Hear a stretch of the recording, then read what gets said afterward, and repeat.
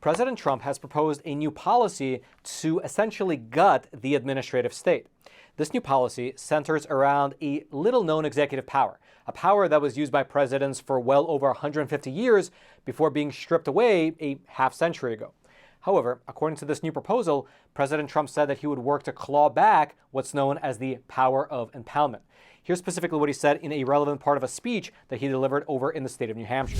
Today, I'm proposing another new policy that will help us drain the swamp. To stop Biden's wasteful spending and crippling inflation, I will fight to restore the president's historic impoundment power. A lot of you don't know what that is. For 200 years, the president had the right to block unneeded spending and return the funds directly to the Treasury. They stopped that. Congress unconstitutionally probably attacked the impoundment power in 1974, but it will come back. We're going to bring it back, and we will squeeze the bloated federal bureaucracy, and we'll, instead of just having to just spend it, we're going to reduce our debt. Now, if you've never heard of the presidential power of impoundment before, you're not alone. I'm sure that if I asked 1,000 people out there on the street, well, I would be surprised if even a single person knows about this power at all. And so today, let's go through what this power of impoundment is, how it came to be lost, and what it would mean for the country if President Trump was able to restore it.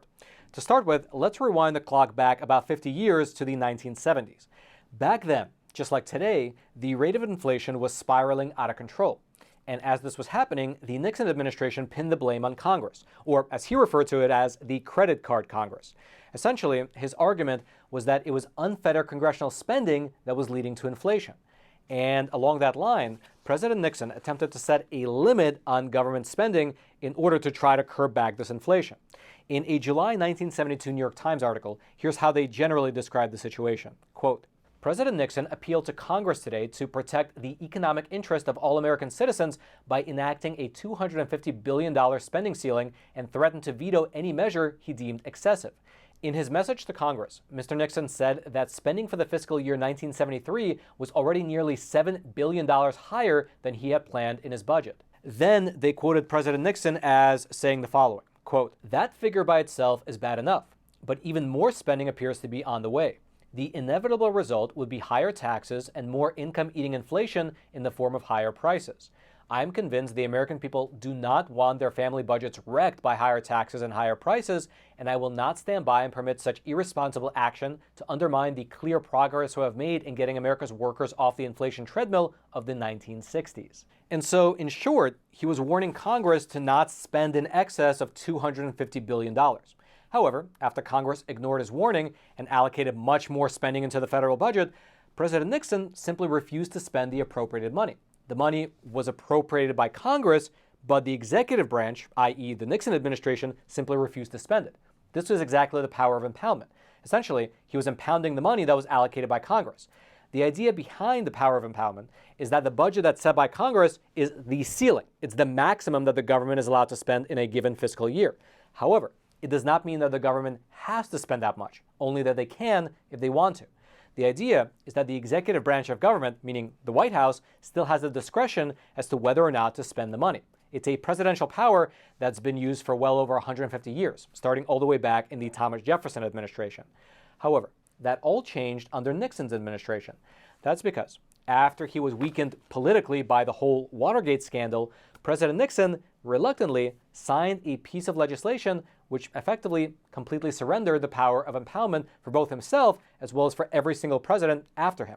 Here is how a New York Times article from 1974 described the general situation. Quote, the article was titled, Congress Gains Wide Budget Role. President Nixon signed a bill today, bringing Congress into the federal budget-making process for the first time and curbing the president's authority to impound authorized funds without congressional consent. In a signing ceremony in the Oval Office, Mr. Nixon signed the Congressional Budget and Impoundment Control Act of 1974. Then President Nixon is quoted as saying the following during the actual signing ceremony. And keep in mind, as you're listening to the statement of Nixon's, that during this very moment in time, he is actively under investigation for the whole Watergate scandal, and so for him, keeping a positive relationship with Congress is of vital importance. And here's what he said, quote, this bill is the most significant reform of budget procedures since Congress began. It means Congress and the executive will work together to keep down the cost of government, and we can help every American family to hold down their budgets. And so, just like that, with the stroke of a pen, President Nixon signed away the power of impoundment, turning the office of the president into essentially just the rubber stamp implementation mechanism for whatever Congress wants. In a recent interview, here was how Mr. Russ Vought described this action by President Nixon. And for your reference, if you don't know who he is, Mr. Vought was the director of the Office of Management and Budget under President Trump. Quote, "The concession of impoundment power was the original sin that ensured that the executive branch no longer plays a meaningful role in the appropriations process. The power of the purse has become a caricature where, rather than setting ceilings, Congress now sets spending floors." Indeed, that is a rather apt way to put it. After Nixon signed that bill into law, instead of setting the max ceiling for spending, Congress now sets the minimum floor for spending. And so, as an example, if Congress allocates $1.4 trillion to be spent in a given fiscal year, that is the absolute baseline amount of spending that will definitely need to happen. All the office of the president can do is to implement. He can no longer impound any of that money. This then led to the multiple situations during Trump's term in office wherein President Trump would sign off on these giant spending bills despite being quote-unquote unhappy about the whole situation. Here's, for instance, how an article in the Real Clear Wire publication described a typical example. Quote, "Trump promised he would never sign another bill like this again before putting his signature on a quote-unquote crazy $1.3 trillion spending bill in 2018. 2 years later, he signed another omnibus bill, this one worth $1.4 trillion, that he called disgraceful. Both times, Trump justified voting for the bloated bills conservatives loathed by pointing to increased military spending. However, if the power of impoundment was restored, it would give U.S. presidents once again the authority to exercise discretion in regards to how much money their administration spends. And interestingly enough, if you remember back to President Trump's term in office, he actually did do something similar to this, similar to impoundment. That was when he froze the almost $400 million in foreign aid that was earmarked for Ukraine. Even though the funds were congressionally appropriated, he decided to freeze them. And in so doing, President Trump was accused of violating the Congressional Budget and Impoundment Control Act of 1974, the exact piece of legislation that was signed into law by President Richard Nixon.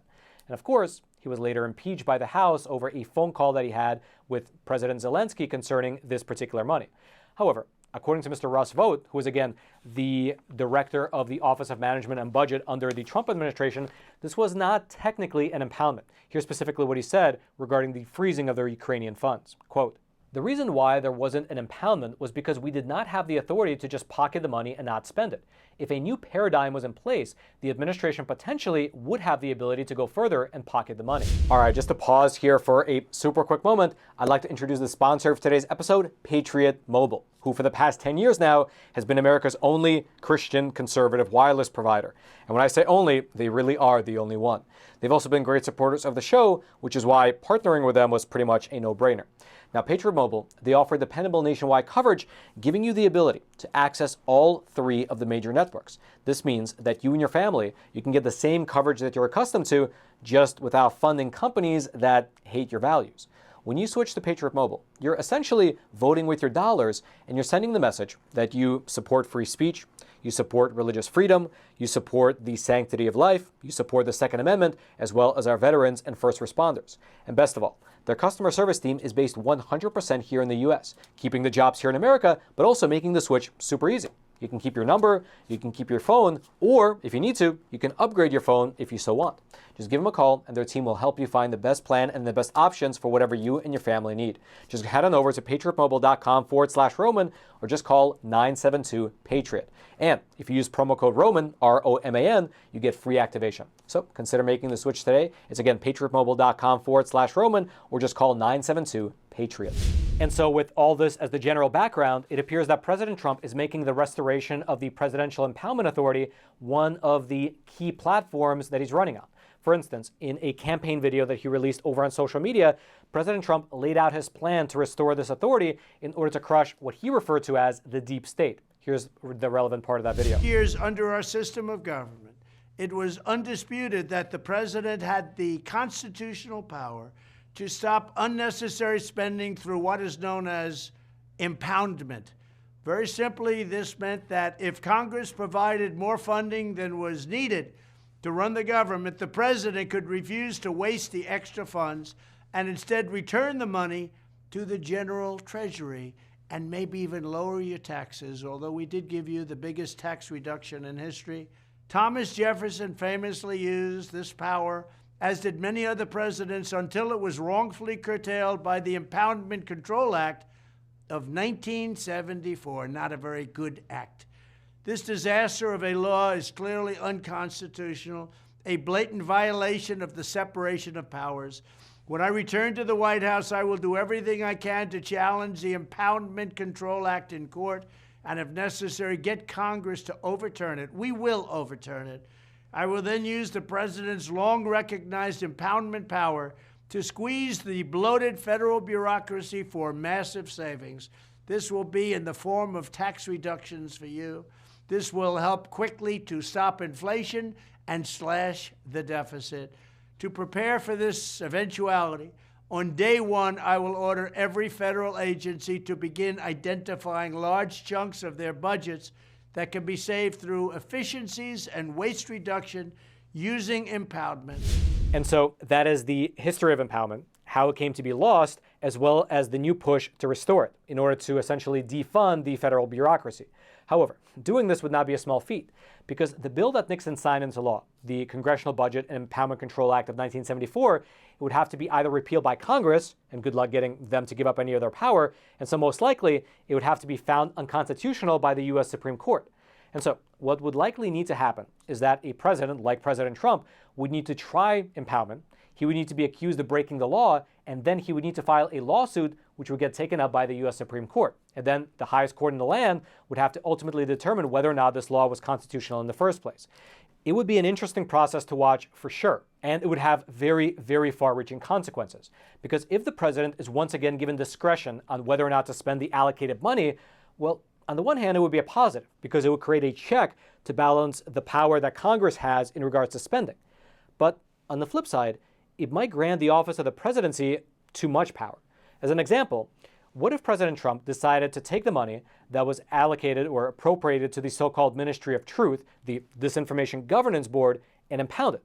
He might say that that particular agency is censoring the free speech of Americans, and so despite the fact that Congress did allocate the funds, he was just now willing to dole them out. You might agree with that decision. But here's another hypothetical scenario. What if a president like Joe Biden had that power right now?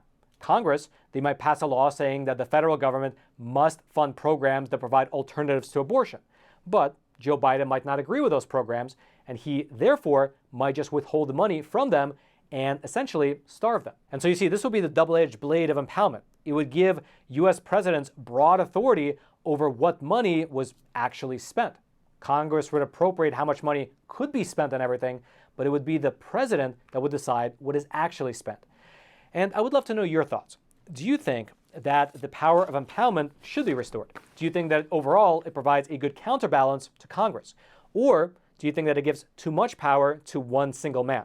Please leave your thoughts in the comment section below. I'll be reading through them today as well as later this week.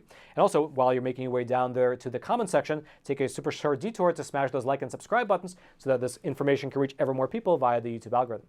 And lastly, if you enjoyed today's episode and you're thinking to yourself, man, I love this content, I just wish Roman would publish more episodes every single week. Well, you're in luck, because I do. Over on Epoch TV, our awesome no-censorship video platform, I publish anywhere between 1 to 3 exclusive episodes of Facts Matter every single week, usually on topics that are unfortunately too spicy for here on YouTube. And so if you'd like access to those exclusive episodes, including a huge backlog from the last 3 years, well, you're in luck, because we're running an awesome promotional sale. Just 25 cents a week for the whole year, which, if you do the math, works itself out to roughly be a single $1 a month. And so if you'd like access to all that exclusive content, well, you can take advantage of that sale by clicking that button right below this video. It's right there at the top. You just click on that link. It'll take you to the sale page where you can try the Epoch Times for, again, almost a single $1 a month. Hope you check it out. I hope that you join us over at theepochtimes.com, because the content on there is awesome. I put a lot of work into it. And the content on there, I'll mention, is properly sourced. Everything is fact-based, just like the episodes we do here on YouTube. It's just that the topics we cover are ones that the algorithm here just would not let us touch. Basically, the algorithm here crawls my speech, and if they find certain keywords that they don't like, they'll just take the video down. They might even ding the whole channel, which is just the unfortunate reality that we live in. But over on Epoch TV, we don't have that problem, and so we cover let's just say, taboo topics on there. Everything, again, properly sourced. It's just the topics are things that we cannot cover here, unfortunately. If you want to check it out, again, the link is right there at the top of the description box below. And then until next time, I'm your host, Roman from the Epoch Times. Stay informed. Most importantly, stay free.